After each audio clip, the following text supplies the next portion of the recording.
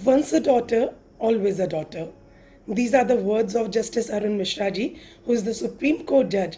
और उन्होंने मंगलवार को एक बहुत ही हिस्टोरिकल जजमेंट महिला सशक्तिकरण, वुमेन एम्पावरमेंट से रिलेटेड उन्होंने दिया। नमस्कार मेरे प्यारे भाइयों, बहनों, मित्रों। देश में बेटियों को पैतृक संपत्ति में हिस्सा देने के मामले में सुप्रीम कोर्ट ने बड़ा फैसला दिया है। कोर्ट ने हिंदू अनडिवाइडेड फैमिली में बेटियों के पैतृक संपत्ति के हक के कानून पर जो पेच फंसा हुआ था, उससे संबंधित व्यवस्था को स्पष्ट करके एक फैसला सुनाया है।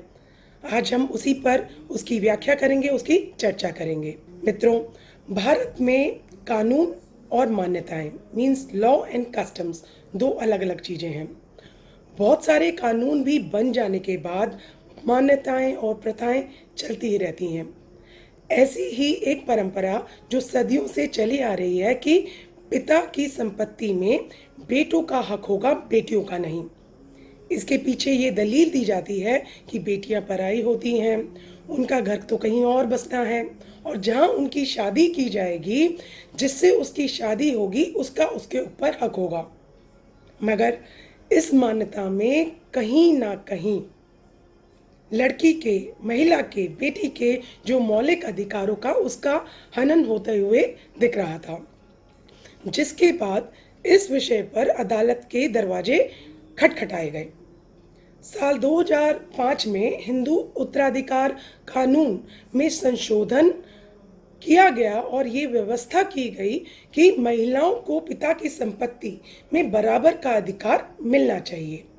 लेकिन जब महिलाओं की ओर से अधिकारों की मांग की गई तो ये मामले कोर्ट में पहुंच गए, और कोर्ट में पहुंचकर भी महिलाओं के हक में फैसले नहीं हुए। हाई कोर्ट से लेके सुप्रीम कोर्ट तक इस मसले पर फैसले दिए गए और इन फैसलों में काफ़ी कॉन्फ्लिक्ट, कॉन्ट्रडिक्शन और विरोधाभास भी देखा गया। इस मामले में सुप्रीम कोर्ट ने टिप्पणी करते हुए कहा कि बेटे तो शादी तक बेटे रहते हैं, लेकिन बेटी हमेशा बेटी रहती है। विवाह के बाद बेटों के व्यवहार में बदलाव आ जाता है, लेकिन एक बेटी जन्म से लेकर मृत्यु तक माता पिता के लिए प्यारी बेटी ही होती है। विवाह के बाद माता पिता के लिए बेटियों का प्यार और बढ़ जाता है, इसलिए बेटी पैतृक संपत्ति में बराबर की हकदार बनी रहती है, भले ही उसके पिता जीवित हों या नहीं। ये लास्ट लाइन बहुत इंपॉर्टेंट है कि भले ही उसके पिता जीवित हो या नहीं, because on that basis the whole structure of this judgement lies. किन पर लागू होगा ये फैसला? ये फैसला उन हिंदू अनडिवाइडेड फैमिली, उन संयुक्त हिंदू परिवारों के साथ साथ बौद्ध, सिख, जैन, आर्य समाज आदि समुदाय के लोगों पर ये फैसला लागू होगा। और इस फैसले के तहत वे महिलाएं भी अपने पिता की संपत्ति में उत्तराधिकार की मांग कर सकती हैं जिनके पिता, नोट द डेट, 9 सितंबर 2005 से पहले जिनके पिता का निधन हो चुका हो। मित्रों, क्यों आया ये फैसला, ये भी जानना जरूरी है। एक केस में भाइयों ने बहन को यह कहकर संपत्ति से बराबर का हिस्सा देने से मना कर दिया कि उनके पिता की मृत्यु 9 सितंबर 2005 से पहले हुई थी। इसलिए उनका कहना था कि उत्तराधिकार कानून का जो संशोधन इस मामले में वो लागू नहीं होता। सुप्रीम कोर्ट ने यह साफ कर दिया कि बेटियों को हर हाल में बेटों के बराबर ही पैतृक संपत्ति का अधिकार मिलेगा। सुप्रीम कोर्ट ने देश के सभी हाई कोर्ट, सभी राज्यों के हाई कोर्ट से ये भी कहा कि किसी भी कोर्ट में यदि बेटियों के अधिकार से जुड़े कोई भी पेंडिंग मामले हैं, कोई भी लंबित मामले हैं, उनकी सुनवाई अगले 6 महीनों में पूरी कर ली जाए, जिससे कि न्याय देने में देरी ना हो। This is a very welcome and a thoughtful step from the supreme court and we welcome that. दूसरा, सुप्रीम कोर्ट ने हिंदू परिवार की जो पैतृक संपत्ति के बंटवारों में पुरुषों की प्राथमिकता को सिरे से ही एट द आउटसेट ही खत्म कर दिया है। कोर्ट ने इस फैसले में ये कहा गया है कि जो बेटियां हैं, उनके दादा या परदादा या फिर पिता की जो संपत्ति साल 1956 से ही बेटे जैसा उनको अधिकार मिलेगा। मीन्स साल 1956 में ही भारत में हिंदू सक्सेशन एक्ट, हिंदू उत्तराधिकार कानून लागू हुआ था। जस्टिस मिश्रा ने फैसला सुनाते वक्त इस वक्त कहा कि बेटा पत्नी मिलने तक बेटा रहता है, जबकि बेटी आजीवन बेटी ही रहती है। मित्रों, क्लास 1 कानून वारिस होने के नाते बेटी का बेटे जितना हक है। शादी से इसका कोई लेना देना नहीं है। This is a very important point. Whether the daughter is married, unmarried, single और डाइवोर्सी, अपने हिस्से की प्रॉपर्टी पर दावा किया जा सकता है। कुछ बहुत इंपॉर्टेंट क्लैरिफिकेशंस भी कोर्ट ने दिए, जैसे कि कोई बेटी उन पैतृक संपत्ति पर अपना हक नहीं जमा पाएगी जिनकी बिक्री या उसका बंटवारा, बिक्री या बंटवारा 20 दिसंबर 2004 से पहले हो गया हो। आई रिपीट अगेन कि जो इम्पोर्टेंट क्लैरिफिकेशन सुप्रीम कोर्ट ने दी कि कोई भी बेटी उस पैतृक संपत्ति पे अपना हक नहीं जमा पाएगी जिसकी बिक्री या बंटवारा 20 दिसंबर 2004 से पहले हो गया है। इसकी भी व्याख्या की मांग की गई कि क्या संशोधन पूर्व प्रभावी होगा या नहीं, means whether it will be applicable from the retrospective effect या नहीं। सुप्रीम कोर्ट ने अपने ही इस इम्पॉर्टेंट जजमेंट में हिंदू सक्सेशन एक्ट की व्याख्या करते हुए ये कहा है कि बेटी चाहे हिंदू उत्तराधिकार कानून 1956 में हुए संशोधन से पहले पैदा हुई हो या बाद में पैदा हुई हो, उसके बेटे के समान ही बराबरी के हक हैं। यह संशोधन 2005 में हुआ था, तो इस बात से कोई फर्क नहीं पड़ता कि कानून में संशोधन के समय पिता जीवित थे या नहीं थे। तो ये लॉ यहाँ पर सुप्रीम कोर्ट ने पूरी तरीके से सेटल कर दिया। एक और इम्पॉर्टेंट चीज जो कि इसके साथ ही यदि पिता की मौत बिना वसीयत के यानी बिना किसी विल के किए हो उन्होंने कोई विल नहीं की हो, अपनी छोड़ी हो मरने से पहले, तो भी सभी उत्तराधिकारियों का प्रॉपर्टी पर बराबर का अधिकार होगा, फिर चाहे वो बेटा हो या फिर वो बेटी हो। सुप्रीम कोर्ट के 2 फैसले इसमें अहम थे, जिसमें प्रकाश वर्सेस फूलमती जो कि 2016 का एक डिसीजन था हाई कोर्ट का, और दनामा वर्सेस सुमन 2018 का डिसीजन था।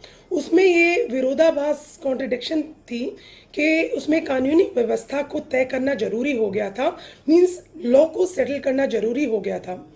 सुप्रीम कोर्ट ने कहा कि 9 सितंबर 2005 से जो बेटी पैदा हुई है उसका भी संपत्ति में अधिकार का वो दावा कर सकती है। एक ही शर्त होगी कि वह संपत्ति 20 दिसंबर 2000 पहले से किसी कानूनी बंध पत्र मींस लीगल कॉन्ट्रैक्ट द्वारा बिक्री, वसीयत या अन्य किसी तरह की समाप्त ना कर दी गई हो, जो मैंने आपसे पहले भी पॉइंट में एक क्लैरिफिकेशन मैं फर्दर आपको बता रही हूँ।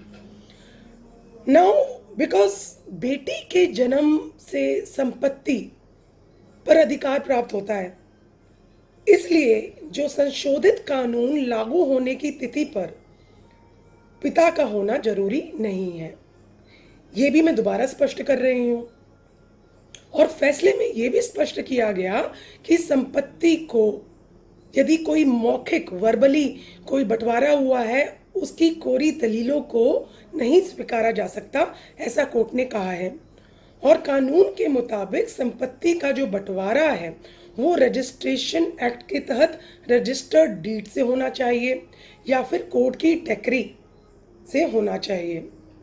अपवाद के मामले में यदि कोई एक्सेप्शंस हैं तो उसमें संपत्ति बंटवारे की जो दलीलें वो सपोर्टिंग डॉक्यूमेंट्स और एविडेंसेस मींस सहयोगी दस्तावेज सबूतों के आधार पर स्वीकार की जा सकती हैं।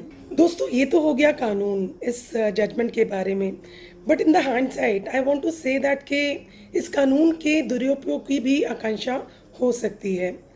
कई लोगों की ये सोच है कि जो इंसेस्ट्रल प्रॉपर्टी होती है उस पर अधिकार बेटियां अपने ससुराल पक्ष को ही फाइनेंशियली और आर्थिक तौर पर उनको मजबूत करेंगी, जो कहीं बात तक बहुत सच भी है। लेकिन माता पिता के लिए बेटे ही सब कुछ होते हैं, ये भी बात सच है हमारे हिंदू हम ज़्यादातर परिवारों में। और जो परिवार की जो अर्जित अपनी संपत्ति है वो बढ़ाते हैं या फिर उनके बुढ़ापे का सहारा बनते हैं। मित्रों, समाज में एक से सोच ये भी है कि बेटियां जब तक पैतृक संपत्ति में अधिकार नहीं जताती तब तक वो अपने परिवार के लिए अच्छी रहती हैं, लेकिन जैसे ही वो संपत्ति पर दावा ठोकती हैं तो फिर मायके वालों के साथ उनका विवाद हो जाता है और कई बार बेटियां खुद ही पैतृक संपत्ति से दावा छोड़ देती हैं क्योंकि उसके पिता ने उनकी शादी में इतना दान दहेज दिया होता है और कई बार तो बेटियों की शादी में अपने जीवन भर की कमाई तक लुटा देते हैं। मित्रों, अक्सर महिलाएं, बहन, बेटियां हमारी इसलिए भी पैतृक संपत्ति में दावा नहीं करती क्योंकि उनके माता पिता और भाइयों के साथ उनके संबंध मधुर बने रहें। इसलिए कई बार इंसेस्ट्रल प्रॉपर्टी से रिलेटेड जो अधिकार है या कानून है व्यवहारिक तौर पर समाज में अमल में नहीं लाया जाता। और बहुत सारे लोग तो मित्रों ये भी सवाल उठा रहे हैं कि पैतृक संपत्ति में बराबरी के अधिकार का कानून सिर्फ एक धर्म के लोगों पर क्यों लागू है? देश के सभी परिवारों में ये कानून लागू होना चाहिए जिससे कि देश की सभी महिलाओं, सभी बहनों, सभी बेटियों को ये अधिकार मिल सके। इसलिए मेरे पास काफ़ी सारे फ़ोन आए, कॉल्स आए, डिस्कशन दे आर वांटिंग। लोग देश में यूनिफॉर्म सिविल कोड यानी समान नागरिक संहिता को लागू कराने की मांग भी जोर पकड़ रही है। ये चिंतन का विषय है मेरे हिसाब से और इस पर डायलॉग्स और डिस्कशंस चलते रहने चाहिए और इसकी बहुत ज़रूरत भी है। मित्रों, बश्र बदीर जी के शेर से के साथ में अपनी बात समाप्त करना चाहूँगी और शेर है, जिस दिन से चला हूँ मेरी मंजिल पर नज़र है, जिस दिन से चला हूँ मेरी मंजिल पर नज़र है, आँखों ने कभी मील का पत्थर नहीं देखा, आँखों ने कभी मील का पत्थर नहीं देखा। नमस्कार।